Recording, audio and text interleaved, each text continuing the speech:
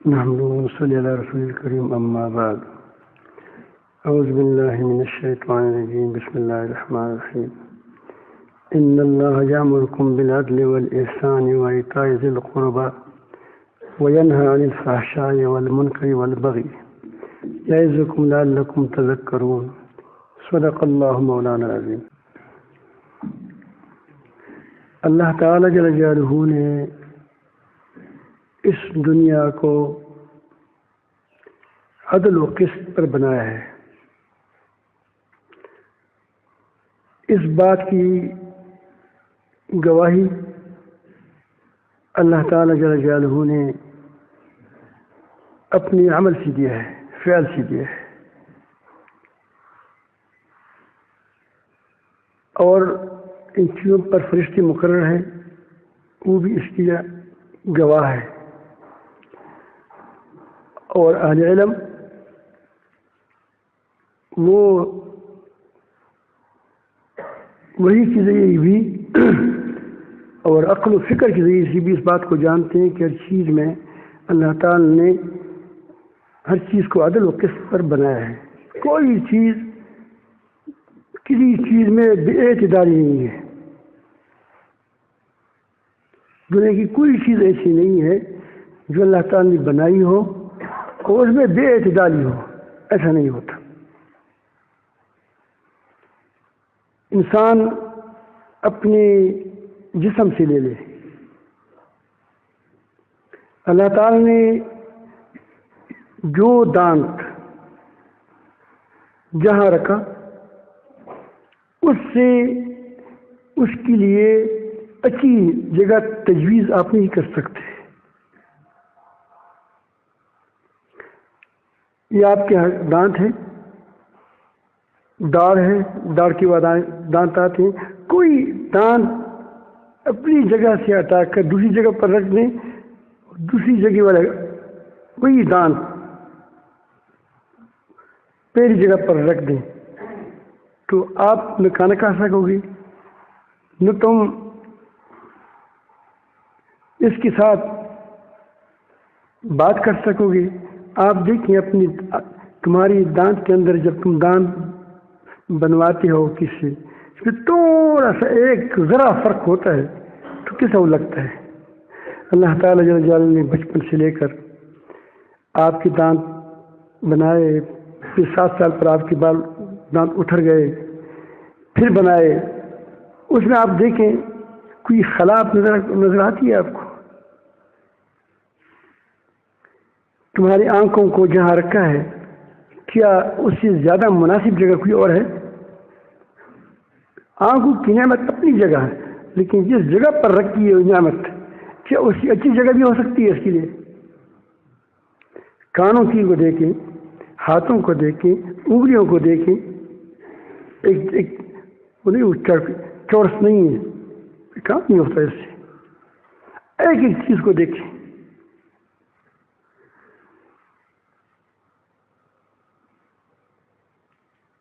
انسان کی جو جہاں سے وہ گندگی خارج کرتا ہے اس کو آپ کہیں اور جگہ فٹ کر دیں، کمر پر فٹ کر دی، پیر پر فٹ کر دی، آپ دیکھیں اب ہم کیا اللہ تعالیٰ ضرور کس چیز کو ہم دیکھیں گے کہ جس سے ہمیں پتہ چلے کہ بھائی ہر چیز ہمیں پکار رہی ہے کہ میں ایک ایسی ذات کا پیدا کردہ ہوں جو انتہائی نہایت عدل والے ہیں، اور وہ ہر چیز اس کی حکمت والے ہیں، ہر چیز اسے حکمت کے مطابق بنائی، عدل کے مطابق بنائی۔ آسمانوں کو دیکھیں، زمین کو دیکھیں، ان راستوں کو دیکھیں، دیکھو جب کربوگا میں داخل ہوتے ہیں پہلے اس کی اس راستے بھی بنا دیا کہ پھر یہاں جو آئیں گے پھر اس طرح آئیں گے، گئی ہوئی دیواریں ہوں تھیں کہ لوگ چلا کے جاتے تھے وہاں سے۔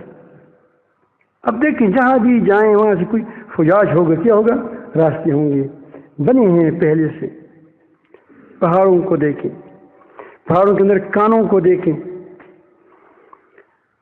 پھر آپ جانوروں کو دیکھیں، جو جانور جس کام کے لیے بنایا گیا ہے اس جانور کو اسی کے مطابق اللہ تعالیٰ جل جلالہ نے وجود دیا ہے، اسی کے مطابق صلاحیت دی ہیں، اسی کے مطابق وہ اس کی گزر زندگی بسر کرنے کا طریقہ بھی بتایا ہے، کس طرح کرو پورے عدل کے ساتھ۔ مرغی کو بنایا، اگر اس کو بڑی بڑی پر ہے اس کی، لیکن اس کو کبھی جیسی اڑنے کی طاقت نہیں دی، ورنہ تمہاری مرغیاں ساری اڑ جاتی۔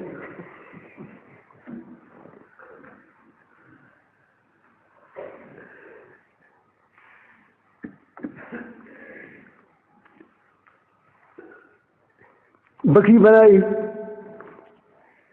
ہلکا پھلکی چیز ہے، اس کی دودھ بھی ہلکا پھلکا ہے، خود بھی پھلکی پھلکی ہے۔ اب اس کو ایسی صاف بنائی کہ جہاں جائیں وہاں کیا چرے۔ اب گائے زیادہ دودھ دیتی ہے، وہ تو کم، اس کے چھلنا پھرنا زیادہ نہیں ہوتا جتنا بکری ہوتا ہے۔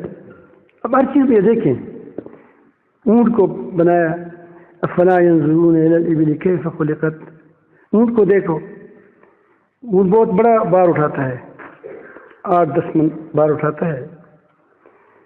اب اس کے وجود کو اگر اللہ تعالیٰ جل جلالہ یوں ہی بناتا ہے جس طرح گدھے کا وجود ہے، اس سے وہ بیٹھتا ہے تو اتنا لمبا ہوتا، کوئی بات لمبا اتنا ہوتا، لیکن اس کے بیٹھنے کا طریقہ اور قسم ہوتا، بیٹھنے کا طریقہ، چلنے کا طریقہ، اس کے پاؤں اس طرح ہوتے، تو اس سے وہ کام نہیں لے جا سکتا۔ وجہ یہ ہے کہ اگر مثلا گدھے کی طرح مثلا ایک چیز میں بھی وہ گدھے کی طرح ہوتا، لیٹتا اس طرح، یہ گدھا لیٹتا ہے، آپ اس پر کیسی بار کر دیتے ہیں؟ 10 من بار۔ اگر کڑی کڑی بار کرتے ہیں تو ہماری پوری جماعت نہیں اس کو نہیں بار کر سکے۔ لوگوں کو پھر بلائیں گے، آ جاؤ، آج ہماری کیا پہلے زمانے میں کیا آج ہماری اونٹ پر بار کرنا ہے۔ جیسے پہلے زمانے میں کسی کے پاس 2 بیل ہوتے تھے، ہر کسی کے پاس 2 بیل ہوتے تھے، وہ نہیں وہ اس کے ساتھ ہل چلاتے تھے، تو جب وہ گندم کی وہ اس کو نکالنے کا وقت ہوتا تھا تو تمہاری بھی 2 بیل ہو گئے، اس کی بھی 2 بیل ہو گئے، ہم ساری بیل کو اکٹھی کر کے کیا کرتے اس پر وہ بل ہوتا ہوئی تو سو ہوتا ہے، اردو بھی کیا کہتے اس کو۔ اب کیا بھی پہلے زمانے میں تو ایسا ہوتے ہیں، وہ جو اس کو گاہتے تھے تو وہ کرتے تھے، لیکن پھر ہم اس کی کیا بلا کرتے کہ آ جاؤ، آج ہماری باری ہے، ہماری اوپر کیا کرنا ہے، بار کرنا ہے۔ دوسری کہتے کہ آج ہماری تمام گاؤں میں جمع ہو جائے، ہر رات دن کیا ہوتا ہے، پھر اس کے لیے وہ سوئیں چاہیے تاکہ اس پر اس کو بار کر دے، تو اس کو باندھنا بھی ہوتا ہے، مشکل ہوتا ہے۔ اگر کہتے کہ چلو نیچے باندھتے ہیں اس پر، تو اس کو بٹھا کر کرتے تھے، تو پھر اونٹ کے ساتھ بار کو بھی اٹھاتے تھے، اونٹ بھی اٹھاتے، کیونکہ اونٹ بھی تو زمین پر پڑا رہتا ہے، لیکن اللہ تعالیٰ نے اس کے ایسے ٹیک بنا کر اس کے اندر کوہان بھی دے دیا، اس کی گردن بھی ہمارے اونٹ پر کر دیا کہ وہ کیا ہوتا ہے اس کے، وہ یہاں آ جائے، اگر ہمارے یہاں آ جائے تو مر جاتے ہیں، اس کا نہیں آتا کیونکہ اس کو سینہ ہے، سینے پر جاتا ہے۔ تو یہ اللہ رب العالمین جل جلالہ کی عدل اعدال کو دیکھیں کہ یہ زمین میں ہوتا ہے، تو اللہ تعالیٰ جل جلالہ کو عدل پسند ہے، اور ہمیں حکم دیا ہے ان اللہ یامرکم بالعدل والاحسان، تم عدل و احسان کو اختیار کرو۔ عدل تو وہ ہے کہ کسی چیز کو برابر برابر دے دے، احسان اپنی چیزوں میں ہوتا ہے، کس میں ہوتا ہے؟ دوسری چیز میں نہیں ہوتا کہ میں یہ سب تنگدار کرتا ہے، تنگدار نہیں، جو تنگدار غلط ہو، کس کا سامان اس کو دے دو، غلط کاج کس کا مال اس کو دے دو، یہ احسان نہیں ہے، تو اس حق دیتے ہو۔ عدل تو یہ ہے کہ اپنی پورا دے دیں، پورا دوسری کو انصاف دے دیں۔ احسان یہ ہے کہ آپ پر جو قرض ہے 5 روپے تو آپ 10 روپے دے دیں، آپ اس کے لیے آپ کو 10 روپے قرض ہے، کہو کہ 5 روپے میں نے چھوڑ دیا، حق آپ کی کیا ہے کہ اسے پورا پورا لے لیں. اس طرح اپنے حد سے زیادہ کے ساتھ کیا احسان کیا جائے. احسان تو یہ اللہ رب العالمین جل جلالہ نے ہمیں یہ حکم فرمایا ہے ان اللہ یامرکم بالعدل والاحسان. اور یہ آیات بہت سے لوگ جمعے کی آخر میں پڑھتے ہیں. آپ نے سنا ہوگا نا کہ خطیب خطبہ دیتا ہے، جب آخر میں جب اترتا ہے تو اس سے پہلے جب خطبہ ختم کرتے ہیں تو وہ ایک پیغام دیتا ہے ان اللہ یامرکم بالعدل والاحسان. تو ہمارا خیال ہوتا ہے کہ کوئی منتر تو نہیں ہے کہ منتر کرتے ہیں کہ وہ آخر میں کیا پڑھیں، آخر میں یہ پڑھتے ہیں، بلکہ یہ آخر میں ہمیں ایک پیغام دیتا ہے وہ خطیب. آج کل شاید پتہ نہیں کہ خطیب کو پتہ ہوتا ہے کہ میں پیغام دیتا ہوں یا میں ویسے ہی پڑھتا ہوں. وہ پیغام دیتا ہے کہ اللہ تعالیٰ کا حکم ہے، دیکھو اس حکم کو یاد کرو، اپنی تمام تر معاملات میں کیا کریں، اپنے آپ کو عدل پر قائم رکھیں. جو عدل پر قائم رہو گے تمہاری بات ٹھیک ہوگی، تمہارے جذبات ٹھیک ہوں گے، تمہاری کردار ٹھیک ہوگا. عدل کے اندر حسن ہے. اب دیکھو ایک آدمی بالکل ایسا کتنا کالا ہو جس طرح ہمارے یہ پگڑی پھر بھی اچھا نہیں لگے گا، ایک دم سفید ہو ابرسی کی طرح بھی اچھا نہیں لگتا. برس والے سے لوگ وہ علاج کرتے ہیں کہ بیمار ہو. آنکھیں مٹھی مٹھی اچھی لگتی ہیں لیکن وہ اس چہرے کے ساتھ اچھی لگتی ہیں جس کا چہرہ بھی کیا ہو مناسب ہو. اگر آنکھیں اتنی مٹھی مٹھی ہے اور چہرہ اس پتلی کی اس طرح ہو تو اس میں اچھا لگے گا نہیں. ہر چیز کو صحیح تناسب توازن سے رکھا جائے تو اچھا لگتا ہے. سالن ہے، سالن میں کم مزہ آئے گا، ایک سے گوشت میں ان کو دیتا ہوں، ایک سے گوشت اس کو دیتا ہوں کہ تم پکاؤ. ایک والا کہتا ہے کہ بڑا مزہ آیا، اسی والا کہتا ہے کہ یار وہ پینگنے کی قابل ہوتا ہے. دونوں ایک ہی چیز بناتے ہیں لیکن اس کے اندر وہ مسالہ چیزیں ٹھیک ٹھاک ڈالتے ہیں تو اس کا مزیدار ہوتا ہے.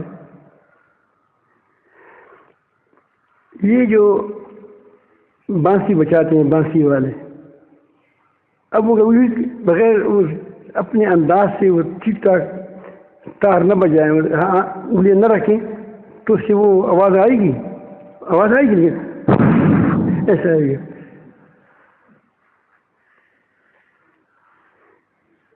یہی حال دوسری چیزوں کا ہے. حسن ہے، کمال ہے، یہ نہیں وہ جمال ہے، اور یہ جتنی ہوتے ہیں یہ ساری کمال کے حسن کس میں ہے؟ عدل میں ہے، اعتدال میں ہے. تو اعتدال اس چیز کا نام نہیں ہے. عدل و اعتدال کی مساوات کا نام نہیں ہے. عدل مساوات کا نام نہیں ہے. عدل ہر چیز کو اس کی مناسب جگہ پر رکھنا کیا ہے؟ عدل ہے. آپ کی دو بیٹے ہیں، ایک 2 سال کا ہے اور ایک بیٹا آپ کا 12 سال کا ہے. دونوں کے ایک قسم کے کپڑے بنائے. اب مساوات ہی کیا ہے؟ مساوات ہے. اس کو بھی وہ 8 گز کا کپڑا پہنایا اور چھٹی کو بھی 8 گز کا کپڑا پہنایا. تو کیا یہ مناسب ہے؟ مناسب نہیں ہے. یہ چھوٹی بچی کو کہا کہ چونکہ تم بھی اس کی بھائی ہو، چھوٹی بچی کو 1 گز کا کپڑا 2 گز کپڑا دے دیا، اور بڑے کو کہ تم کی گزارا ہوتے نہیں ہوتے اس کو کیا کرو؟ پہنو.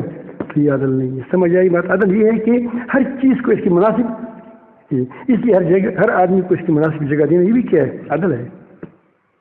اپنے مقام پر بیٹھانا عدل ہے. تو اللہ تعالیٰ نے حکم فرمایا کہ ان اللہ یامر بالعدل والاحسان، تم عدل کرو.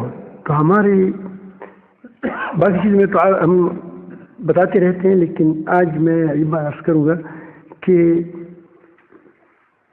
یہ عدالت نظام میں، فیصلوں میں عدل کرنا چاہیے. جس قوم کے اندر عدل کے مطابق فیصلے ہوتے ہیں تو وہ قوم ٹوٹتی نہیں ہے, وہ بکھرتی نہیں ہے, وہ بکھری بکھری نہیں ہو جاتی, کیونکہ ہر آدمی کو انصاف ملتا ہے. انصاف جب انصاف نہیں ملتا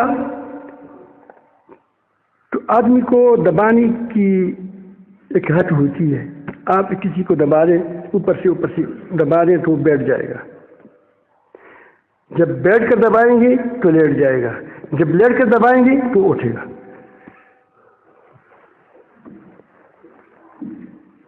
ایسا یا نہیں؟ وہ کیا کرے گا آگے اس کے پاس کوئی چیز رہی ہے نہیں. وہ کہتے ہیں بس یا کیا ہے, مغلوب بلی شیر پر حملہ کرتی ہے, اب وہ حملے کے لیے تیار ہو جاتی ہے. اس سے پھر قومی کیا ہو جاتی ہے آپ دیکھتے ہیں, وہ اسی قومی اسی کی وجہ سے بکھر گئی کہ ان کو عدل و انصاف نہیں ملا.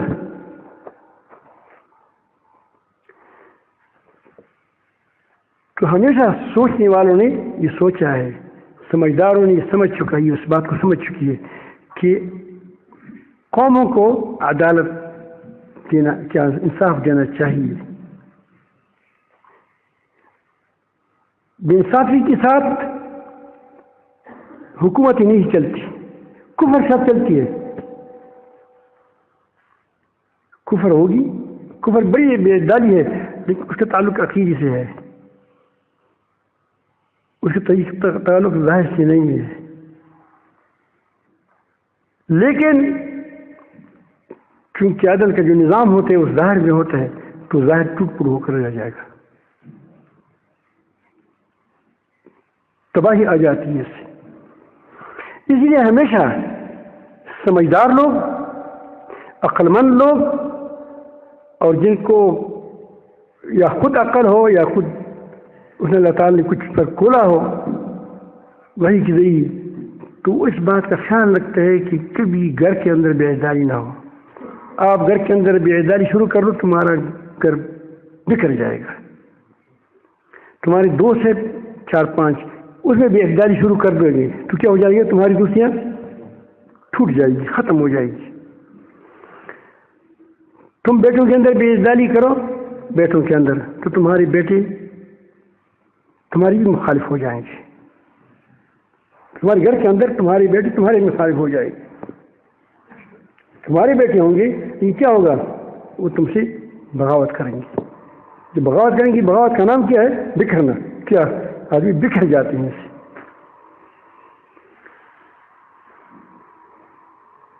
آپ نے دیکھا ہوگا جب جس کی 2 بیویں ہوتی ہیں, جس خاوند کی یا 3 ہوتی ہے, بعض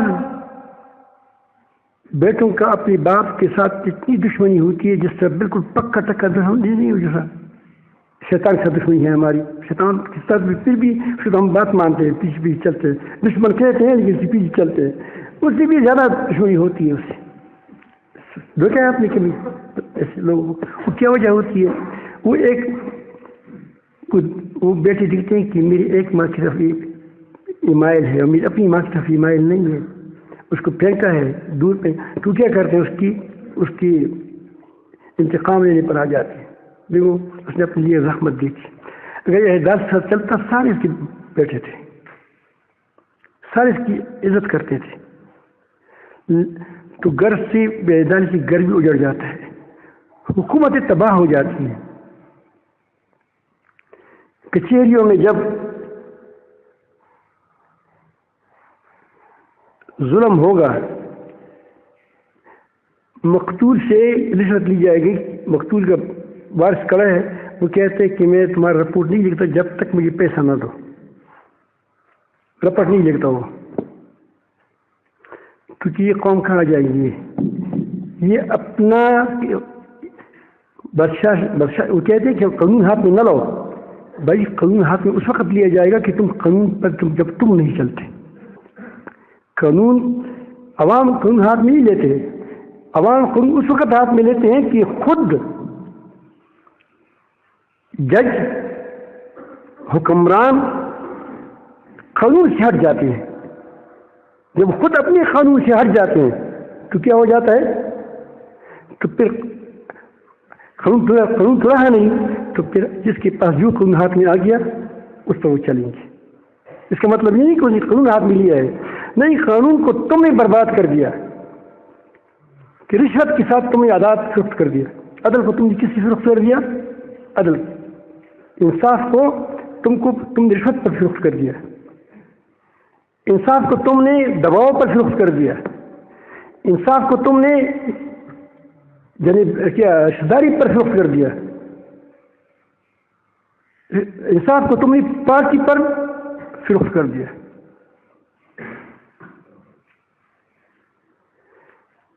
تو اس سے پھر حکومتیں بکھر جاتی ہیں، دل پڑ جاتی ہیں، کمزور ہو جاتی ہیں۔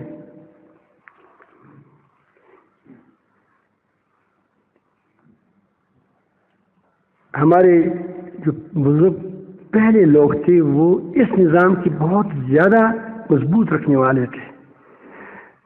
سیاسی اختلافات بھی ہوتے تھے لیکن نظام کو ٹھیک رکھتے تھے، نظام کو کبھی انہوں نے نہیں بگاڑا، لیکن جب بگڑ گیا تو مسلمان ہوتے ہوئے کیا ہو جائے؟ بخشے بخشے ہو گئے۔ میں آپ کو ایک دو واقعات سامنے لاتا ہوں۔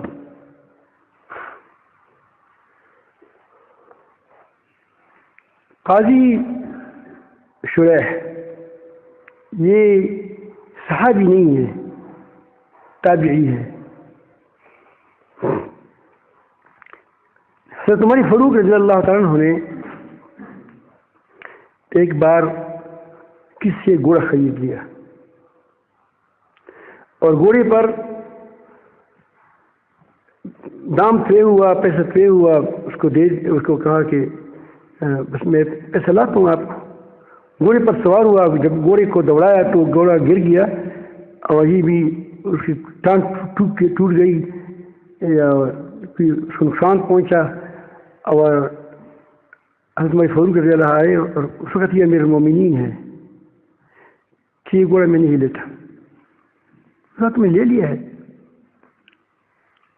لیکن میں نہیں لیتا۔ اب ایک معاملہ کس کا آ گیا آپس میں؟ ایک بادشاہ کا، امیر المومنین کا، اور ایک عام آدمی کا معاملہ ہے۔ ہمارا ترتیب کیا ہوتا ہے کہ نہیں، میں تم کو گاڑی سے ماروں گا، ہٹ جاؤ،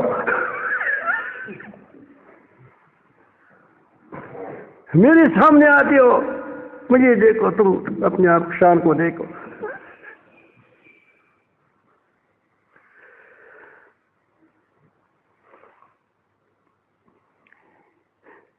رپٹ داخل نہیں کر سکتا فقیر آدمی،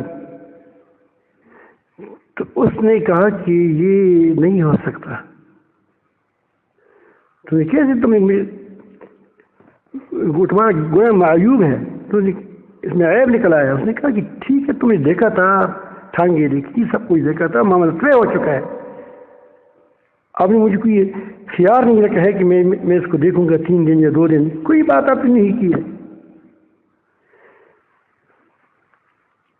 تو اس وقت زمانے میں فیصلے بہت آسان ہوتے تھے۔ آسان کیوں ہوتے تھے؟ اس کی وجہ ہوتی کہ فیصلے ہوتے، کیا وہ معاملات ہوتی نہیں تھی، جھگڑے نہیں ہوتے تھے۔ ایک کا دکھ کا جھگڑا آ گیا تو اس کے لیے دفتر نہیں بناتے، کیونکہ دفتر پر تو خرچ آئے گا، وہاں چوکیدار لگے گا، وہاں وہ جیسے آج کل ایک دفتر پر کتنے لاکھوں روپے، کروڑوں روپے سالانہ خرچ ہو جاتے ہیں۔ تو وہ بس کسی آدمی کو لے لیتے، عالم کو، کہ بھئی ہماری فیصلہ کر دو۔ نظام تھا، مسجد میں فیصلہ ہوتا تھا، نماز میں آ گئے، بس وہ یہ ہمارا مقدمہ ہے، بس حل ہو گیا، چلو جاؤ۔ وجہ یہ تھی کہ وہاں اس وقت زیادہ مقدمہ بازی ہے وہ نہیں تھی یہ، تو وہاں قاضی شریح، اس وقت قاضی نہیں تھے، شریح تھا، اہل علم میں سے تھا، اس کو کہو کس کو منصف بناتے، یہ کیا کہتا ہے؟ دونوں نے اپنی اپنی بات پیش کر کی. امیر المومنین نے بھی اپنی بات پیش کی, انہوں نے بھی اپنی بات پیش کی. تو قیصر نے کہا کہ یا امیر المومنین, یا تو اس گوری کو وہ قیمت دے دو جو تم اس پر خریدی ہے, یا پھر وہ گھوڑا دے دو جس نے تم پر اس کو فروخت کر دیا ہے, جو سالم گھوڑا تھا بالکل. یہ وہ نہیں پاؤں ٹوٹا ہوا پاؤں اس کا وہ ٹھیک ٹھاک گھوڑا دے دیتا, یا تو ٹھیک ٹھاک گھوڑا دے دے, اس کو بنا کے دے دو, یا اس کو پورا پیسہ دے دو.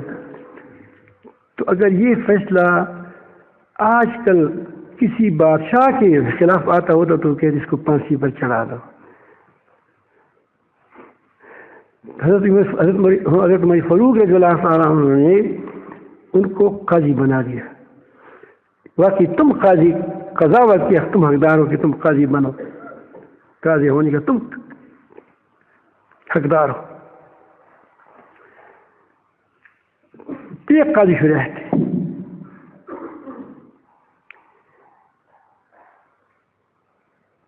پہلے ہمارے جو جج ہوتے تھے, قاضی ہوتے تھے, وہ بڑی ہوشیار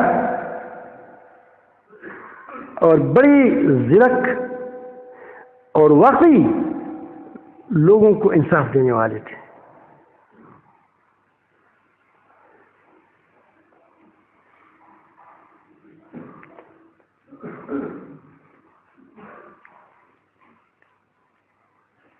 اگرچہ کبھی کبھی آپس میں لڑائیاں بھی ہوتی تھی, وہ کیا وہ سیاسی وغیرہ, لیکن پھر بھی وہ جو قاضی ہوتا تھا وہ ٹھیک فیصلے دیتے تھے. آج کل تو جس کی لاٹھی اس کی بھینس, جس کی لاٹھی اس کی بھینس, وہی معاملہ چل رہا ہے. تقریباً تمام دنیا میں یہی بات چل رہی ہے, جس کی لاٹھی اس کی بھینس.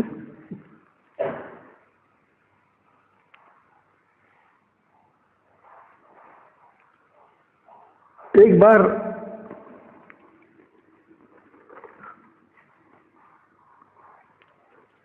قاضی امام یوسف ایک قاضی تھی, قاضی القضات تھے. اس کے پاس ایک مقدمہ آیا. وہ مقدمہ تھا ہارون رشید رحمۃ اللہ علیہ, اور اس کے ساتھ جس کا معاملہ تھا وہ ایک ذمی تھا, عیسائی تھا. دونوں کا آپس میں ایک معاملہ آیا.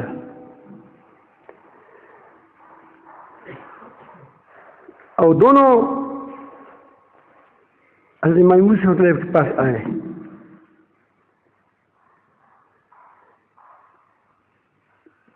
تو اس فیصلے میں وہ عیسائی حق پر تھا, اس کے پاس گواہ نہیں تھے. تو امام یوسف نے قاضی, اس نے کہا کہ تمہاری گواہ ہے, وہ کہ میں گواہی دیتا ہوں. تو نے کہا کہ نہیں, تم تو میں تمہاری دعا تمہاری گواہی میں قبول نہیں ہے, تم مدعی ہو. بلکہ ایک بار میں بھی کہا تھا کہ تم نماز جماعت کے ساتھ نہیں پڑھتے, ایک نماز. نے کہا کہ ہماری امور ہوتے ہیں, کام ہوتے ہیں, دفتری کام ہوتے ہیں, تو ایک نماز مجھ سے ہوئی, میں وہاں پڑھتا ہوں. نے کہا کہ آپ کو اللہ تعالیٰ نے دیا ہے کچھ کہ یہاں بنائیں مسجد, 4-5 ساتھی اپنے پیچھے کھڑے کر دیں. تو پھر اس کے بعد ایک معاملہ تو ایسا آیا تھا, اس میں اس کی کیا کی, اس میں اس کو پھر کہا کہ تمہارا قاضی آپ کی تمہاری اب کیا شہادت قبول ہے, وہ تو اس میں گواہ تو گواہ تھے, اس میں تو یہ مدعی تھے, کیا تھے, مدعی تھے. تو بہرحال وہ فیصلہ اس نے عیسائی چھٹ میں کیا. یہ کون تھے, یہ یہی قاضی تھے. اور بادشاہ کون سے لوگ, اتنے جابر لوگ تھے, بہت مضبوط لوگ تھے, لیکن وہ جانتے تھے کہ یہ جو قاضی کہتے ہیں ٹھیک کہتا ہے.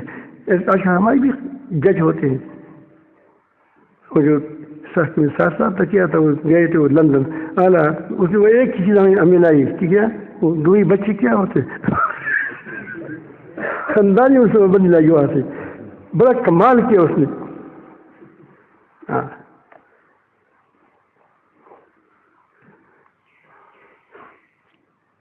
دباؤ سے فیصلے کرتے ہیں. یہ وہ اس کا کیا ہے. یہ آج کل جو حال ہے ہماری ہنگو میں. اب الحمدللہ کچھ اچھے لوگ آئے ہیں تو آخر اللہ پاک کوئی بھی لوگ بےزتی کر دیں. بہت اچھے لوگ آئے ہیں ہمارے اس خیال میں. تو تقریباً 10-12 یا 15 سال پہلے وقت مجھے بھول گیا، لیکن ایک آدمی نے کچہری کے اندر ایک آدمی کو مارا. ایک مسلمان کو کچہری کے اندر مارا، قاضی کے سامنے، جج کے سامنے. وہاں پکڑے بھی گیا، گواہ بھی موجود تھے، اور آج بھی وہ کیا ہے بری ہو گیا. اسی جج نے بری کر دی جس کی جب سمجھ کروائی ہوئی تھی. پیسہ چلتا ہے.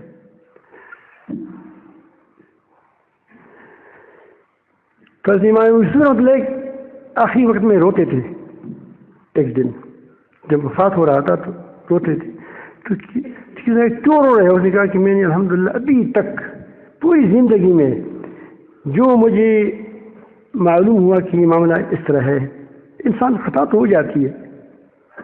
ابھی کئی سے فرماتے ہیں کہ تمام میں سے بعض لوگ بڑی چرب زبان ہوتے ہیں، وہ اپنی دلیل کو بڑی قوت سے بیان کرتے ہیں. تو ظاہر ہے کہ وہ دلیل کی بنیاد پر میں اس کو فیصلہ کرتا ہوں. لیکن یاد رکھیں کہ وہ کیا کرتے ہیں، اس کو نہ لے لے، اور وہ کیا ہوگا، وہ جہنم کا ایک ٹکڑا میں اس کو دیتا ہوں. تو خطا اور چیز ہے،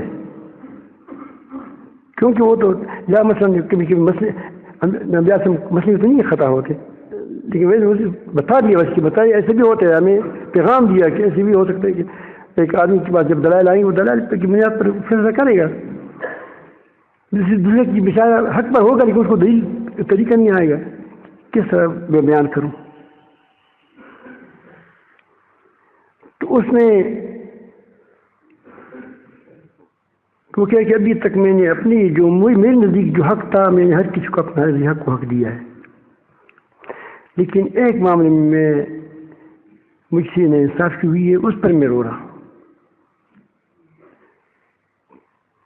معاملہ یہی معاملہ تھا، یہ معاملہ جو نہیں، ایک طرف کیا تھا عیسائی تھا اور ایک طرف بادشاہ تھا، ہرشین تھا. وہ کہ اس نے نام تو نہیں لیا اس وقت. اس نے کہا کہ ایک معتبر آدمی تھا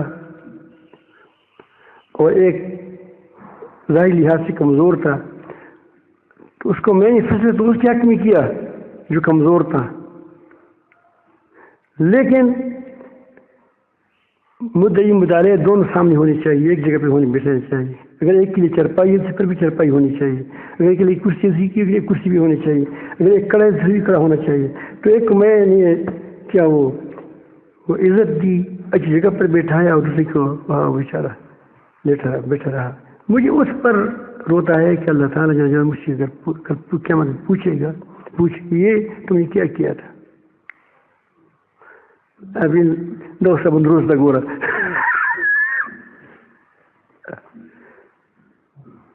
حق و انصاف کی پتلی جو ہے دیکھو اس کو.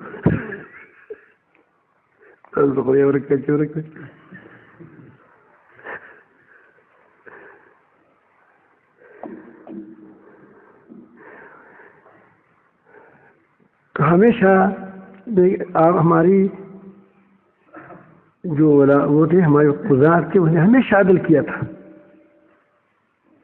حضرت امام معین رحمۃ اللہ کو قضا کے لیے مجبور کیا کہ تم قضا کرو.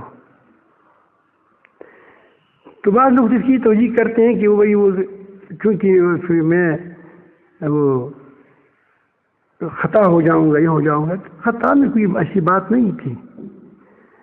وہ بادشاہ ظالم تھا. وہ کہتے ہیں کہ میں اس بادشاہ کی ہوتے ہوئے اگر میں قاضی بنوں گا تو اس کی ظلم پر مہر لگ جائے گا کہ واقعی ٹھیک بادشاہ ہے، کیونکہ اس کے پاس ایسا قاضی ہے، امام حنیفہ جیسے قاضی اس کے پاس ہے. جب ایسا قاضی اس کے پاس ہے تو باقی ایک آدمی اس کے بڑی بادشاہ کوئی بادشاہ اس کا اتنا بڑا عظیم امام اس کی کیا ہو جائے گا، اس کے ساتھ ہو، قاضی ہو، اور پھر ظاہر ہے کہ وہ اس سے متاثر بھی ہو جائے گا. نہیں وہ جو مثلا وہ کبھی کہے گا کہ بھائی حق پر ہوگا تو پھر حق کے بارے میں فیصلہ دے دے گا، لیکن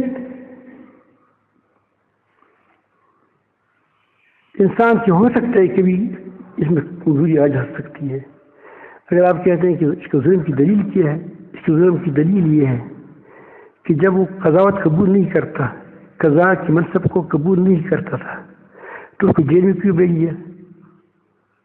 اگر میں قاضی نہیں بننا چاہتا تو تم کو مجھے قاضی بننے پر مجبور کیوں کہتے ہیں؟ میں قاضی قبول نہیں کر سکتا.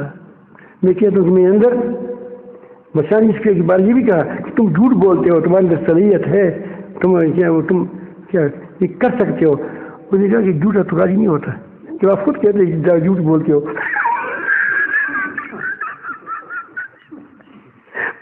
اس کو پتہ نہیں تھا کہ کس کیا چڑھا ہو، اسی لیے اس کا علاج بغیر جیل کی اور کوئی تھا نہیں. اس کو جیل بھیج دیا گیا اور جیل میں اس کو کوڑے لگتے تھے. ایک بار اس کے چہرے پر کوڑا لگا، اس پر داغ آ گیا تو بہت روئے. تو اس کو بھی ترس آیا. شاید بھی جناب کیا ہوتے ہیں، وہ تو بھی ریموٹ کنٹرول والے ہوتے ہیں. کیا ریموٹ کنٹرول والے. اس کو بڑی اس نے کہا کہ بھائی تم مان لو نا، اس میں کیا حرج ہے، قاضی بن جاؤ، قاضی میں اچھی بات ہے. اس نے کہا کہ میں اس لیے نہیں رو رہا ہوں کہ مجھ پر داغ لگ گیا ہے، لیکن میری والدہ ہے وہ بوڑھی ہے. اب اس کو یہ خبر خود پہنچ جائے کہ نعمان کی یہاں داغ آئے ہیں، اس کی کوڑوں کے داغ آئے ہیں، تو اس کی ذکر کیا گزرے گی. اس سے مجھے دکھ ہے. یہ وہ لوگ تھے کہ میں کرتا ہوں کہ قاضی کے لیے آج کل لوگ کیا پیسے دیتے ہیں، رشوت دیتے ہیں، مجھے قاضی لگا دو. تو اتنا ہی مشکل کام ہے، اس مشکل کی جو کام کے لیے تم رشوت دیتے ہو کہ مشکل کام مجھے دے دو. یہی وجہ ہے، اس کی وجہ کیا ہم کہتے ہیں کہ یہ مشکل مجھے دے دو تاکہ پھر اس مشکل کام سے میں کیا کروں، بوریاں بھر دوں. کیونکہ وہ کہتے ہیں آج کل تمہیں سمجھ میں قانون بھی ہے کہ قاضی کو کچھ نہیں کہا جائے گا، قاضی کو قاضی خدا بن گیا الیاذ باللہ. اس پر وہی اترتی ہے. قاضی کی غلطی کو غلطی نہیں کہو گے ورنہ تم کیا ہو جاؤ گے، تم کیا ہو جاؤ گے، وہ کیا وہ توہین عدالت کے مرتکب ہو جاؤ گے. نہیں، توہین عدالت کے مرتکب نہیں ہو، تو فلان قاضی کی توہین میں مرتکب ہوں اور فلان قاضی ہمارے ساتھ ملان ہوگی. مثلا میں بات کرنے دو، چونکہ یہ انصاف کرنے والا ہے. بات کچہری پر نہیں ہے، بات اس پر ہے کہ جو قاضی تمہیں بیٹھا ہے یہ کون سا ہے، یہ کون ہے. تو اسی لیے آج کی تعلیم کا پیغام یہ ہے کہ گھروں کے اندر کی عدالت کرو، گھروں کے اندر عدالت کرو تو تمہاری گھر بن جائیں گے. اگر تمہاری ایک سے زیادہ بیویاں ہیں اس کے اندر عدالت کرو تو تمہاری بچی بھی ٹھیک ہوں گی اور تم بھی ٹھیک ہوگی اور تمہارا نظام ٹھیک چلے گا. میرے ایک ساتھی ہے، اس نے کہا کہ میری 2 بیویاں ہیں. میں کہا تم لڑکی ہوں گی، تو ایسی محبت ہے ان کی.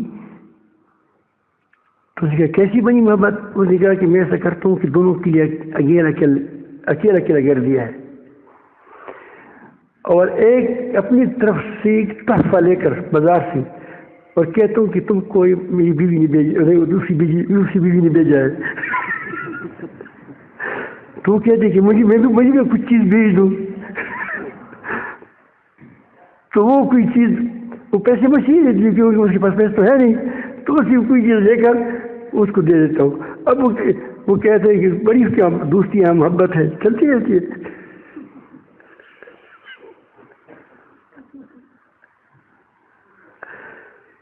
تمہارے گھر بنے گی، تم خوش ہوں گے. ٹینشن نہیں ہوگا. کیا کہتے ہیں ٹینشن کہتے ہیں, کیا کہتے ہیں, دماغی خرابی. اور اگر تم نے گاؤں کے اندر تو جگہ کرتے ہیں, فیصلے کرتے ہیں, ٹھیک کرو گے تو تمہارا گاؤں بنا رہے گا, ٹھیک رہے گا. اگر صوبے ضلع کی جج ٹھیک کام کریں گی تو ضلع ٹھیک ہو جائے گا.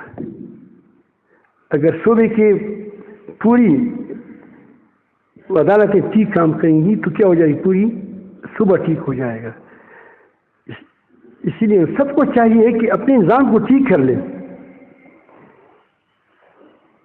یہ نہیں کہ اس کو عطائی پھیلائیں, دوسرے کون پیغمبر ہوگا, میں نظام کو ٹھیک کریں.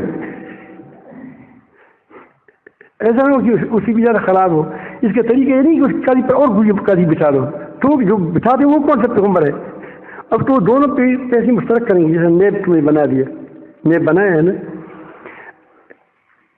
آپ جائیں نیب والوں کو دیکھیں, وہ سب سے زیادہ کرپٹ ہے, وہ سب سے زیادہ چوری کرنے والے ہیں پیسوں کو. پہلے ہم سے یہ سپاہی وغیرہ 10 روپئے لیتے, ایسی کوئی بات نہیں تھی. ٹھیک گناہ تو تھا لیکن تھوڑا تھا, اس کو تھوڑے پیسے لیتے. اب وہ پابندی لگائی, اس پر لوگوں کو اوپر مقرر کر دیا, تو کہتے ہیں کہ وہ بھی مانگتے ہیں, تو 10 کی بجائے 20 ہو گئے, تو اس پہ اور بھی بڑھ گیا, تو کہتے ہیں کہ اب کیا ہو گیا 50 ہو گیا, کیونکہ ریٹ اس لیے بڑھ گیا کہ اوپر زیادہ مانگتے ہیں. اب نئے والے چونکہ زیادہ مانگتے ہیں تو پیسے پہلے کہتے ہیں کہ 200 روپئے بھی چلتا, وہ کہتے ہیں 1 کروڑ روپئے دے دو ورنہ تمہارا کام نہیں ہوگا. مجھے خود کسی نے بتایا کہ مجھ سے مانگ رہا ہے 1 کروڑ روپئے مجھے دے دو, پھر تمہارا مسئلہ حل ہوگا. 1 کروڑ 1.5 کروڑ پتا ہے. کسی کو کہا کہ تمہیں 500 ارب جرمانہ ہو, 500 ارب, تو کیا کریں, نہیں میں کوئی ترتیب بنائے, بس 200 ارب میرے ذمہ ڈال دو. ختم ہو گئے. ماشاء اللہ بڑا مہربان ہے, جج نہیں ہے, کمال ہے. یہ ہے نیب والی کیا ہے. اور آج کل حکومت نے اس کو فیصد مقرر کیا فیصد, کہ تم اس کے جو زندگی کرے گا تو اتنا میں کیا کروں گا, دے دوں گا, اس کو بھی اتنا ملے گا. تو ہم لوگوں پر دعویٰ کرتے ہیں, لے لیتے ہیں. تو میں اس کا تو یہ نہیں کہتا کہ وہ کوئی سب اس طرح ہوں گے, لیکن ہے اس طرح, تقریباً اس طرح ہے. میں آپ کو خود بتاتا ہوں, ہمارا ایک ساتھی ہے, بہت پیارا ساتھی ہے. اس کی بیچاری کی مزاربت پر پیسے تھے, 38 لاکھ روپے اس سے حکومت نے کاٹے کہ تم نے ٹیکس نہیں دیا ہے. وہ جج کے پاس گیا, جج اچھا آدمی تھا, میں نے کہا اچھی بھی ہوتے ہیں, کہ دیکھو یہ میں نے ٹیکس دیا ہے, پھر بھی اس بدماش نے نیب والا کیا تھا, اس نے مجھ پر 38 لاکھ روپے لائے. 4-5 سال ہو گئے. 38 لاکھ اگر یہ نہیں دیتے تو تم کو تمام پر جتنا پیسہ سب کو میں لے لوں گا. کیوں؟ وہ کہے کہ نواز نے حکم دیا ہے کہ خود ٹکس کاٹو وہاں سے. تو اس میں ٹکس دیا ہے, پھر کیوں کاٹتے ہو؟ یہ ٹکس ہے, ٹکس میں دیا ہے. اس سندھ کا معاملہ ہے, کراچی کا معاملہ ہے. جب چاہ تو ثبوت دوں گا, بغیر بات ثبوت کی بات نہیں کرتا, میں نے سنائی بات نہیں کی آپ کو. تو اس کو کہا اس نے کہ یہ ثبوت جج کو پیش کی کہ میں نے ٹکس دیا ہے. تو اس نے دیکھا کہ واقعی اس نے ٹکس دیا ہے, اس کو اپنا پیسہ واپس کر دو. جب اس نیب والا ہے کون جس کے پاس جب گیا کہ پیسہ واپس کر دیں, حکم آیا ہے, تو اس نے کہا کہ نواز شریف نے حکم دیا. یہ نواز کی شاید کوئی گڑبڑ ہو نہ ہو, ایک جمعے کی گڑبڑ ہے. کیا ہے؟ جمعے میں گڑبڑ کیا اس نے. جمعے کی نماز کو کیا, جمعے کی بھی چھٹی ہے, ہفتے کی بھی چھٹی ہے, اتوار کی بھی چھٹی ہے. ایک فقیر آدمی کیا کرے گا؟ وہ کب جائے گا کام کے لیے؟ کب نکلے گا؟ اب جو دفتری کام ہو وہ پھر کو جائے گا. ایسا ہے یا نہیں؟ دوسری بات, سود کو زیادہ رواج دیا, پھر ایسا غلط قوانین بنائے جس کی وجہ سے فقیر لوگوں کو خون کو نچوڑ کر لیتا ہے. اللہ تعالیٰ جل جلالہ کی لاٹھی بھی آواز ہے. اگر یہ حکومتیں ایسی کریں گی تو آپ دیکھیں گے آپ اس کی دن گن لو. اگر یہ بنصافی پر اتر آئے ہیں میں نہیں جانتا، لیکن جو معلوم ہوتا ہے سر جو ترتیبیں بند چلتی ہے آپ دیکھیں گے چند ماہ کے اندر یا پورا وقت نہیں پورا کرے گا کہ کیا ہو جائے گی، اسمبلی تحلیل ہو جائیں گی، کچھ اور نظام بن جائے گا. آپ دیکھ اللہ تعالیٰ جل جلالہ کسی کا باپ تو نہیں ہے لیکن کسی کا بیٹا ہے. میں نے بتا دیا تھا کیونکہ کسی کا طرفدار نہیں ہے، اس کا ایک قانون ہے، ایک قانون ہے. اس لیے سب کو ہونا چاہیے کہ ٹھیک ہو جائے، چاہے وزیر اعظم ہو، چاہے میں خود ہوں، چاہے آپ کا گھر ہو، چاہے آپ کا نظام ہو، اس کو ٹھیک کرے. تو اس کو جب وہ گئے تو اس نے کہا کہ ہمیں حکم ہے کہ جب غلطی بھی ہو جائے پھر واپس نہیں کرنا ہے. ڈاکو ہے کیا ہے؟ ڈاکو نہیں اور کیا ہے؟ یعنی شریف آدمی اگر پیسہ آپ سے غلطی لے لے تو پھر واپس کرے گا. ڈاکو جب آپ کو ایک بار ہاتھ میں روڑ دی کہ تم نے اس میں پیسہ لے لیا، اب حکومت اس کو کہتے ہیں کسی کو پھر واپس مت کر دو. جب ایک بار لے لیا، غلطی میں لے لیا، پھر بھی واپس نہ کرو. یہ ہے نظام. اس سے نظام نہیں ٹھیک ہوگا کہ ایک پر دوسری کو لگا دیں، دوسری پر تیسری کو لگا دیا اور زیادہ خرابی پیدا کرو گے. اس کے لیے یہ کہ اس خود ہی نظام ہی کو اوپر نہ لگاؤ، اس پر کوئی ترتیب بنا دو، اس کی اصلاح کے لیے ترتیب بنا دیں. اللہ تعالی ہم سب کو عدل و انصاف پر چلنے کی توفیق عطا فرمائیں. تو پھر میں عرض کروں گا کہ سب کو میں اپنے آپ کو بھی، اپنے گھر والوں کو بھی، اپنے وہ دوست و احباب کو بھی، آپ کو بھی، اور تمام حکومتی اداروں حکومت کے اہلکاروں کو بھی، جو جج وغیرہ ہے، سب کو چاہیے کہ وہ عدل کو اپنائیں اور اپنے آپ کو عدل پر قائم رکھیں. انشاءاللہ اگر عدل پر قائم رہیں گے تو باہر سے تم کو کوئی آدمی نقصان نہیں پہنچا سکے گا. جب تمہارا نظام یا عدالتی نظام خراب ہو جائے گا، گھر کا عدل خراب ہو جائے گا، قوم کی عدل خراب ہو جائے گی، کچہریوں کی عدل خراب ہو جائے گی، تو پھر ظلم کے ساتھ کوئی قوم نہیں بچ سکتی. اللہ معاف فرما دے، تو فرما دے.